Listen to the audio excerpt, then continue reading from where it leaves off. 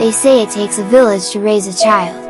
My whole life it's always been just me and my mom. As far back as I can remember there was no village, besides the time we got a plot at a community garden.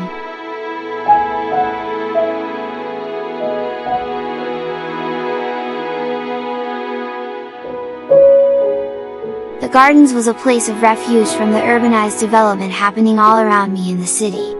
Everywhere I look, a new apartment complex is being built.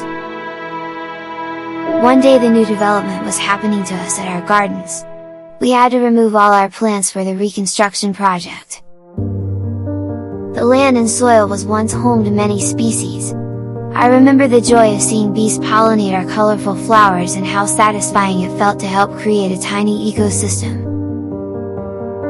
Having a garden was the one thing that kept my mother happy. When we said goodbye to the land as we knew it, we both cried. "You can't catch the sun," she would always say. "It's the one thing that stays untouched, it's sacred." We cried for not only the loss of our plants, soil and animal life, but for the community as we knew it. Big changes were about to happen, and I wasn't ready for it, no one was. This expansion of the city is taking away years of soil in return for a parking lot. It's unfair this takes priority to a natural landscape. We need to protect all land used by community members such as shelter, gathering spaces or gardens.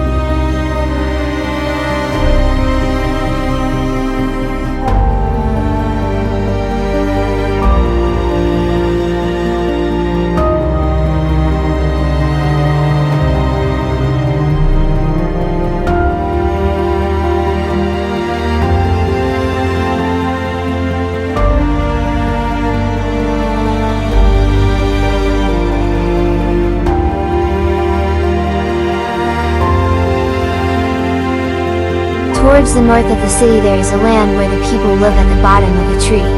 Their foreheads are crowned with diamonds and from their hands grow colorful flowers. They are smiling. They are working. They are strong.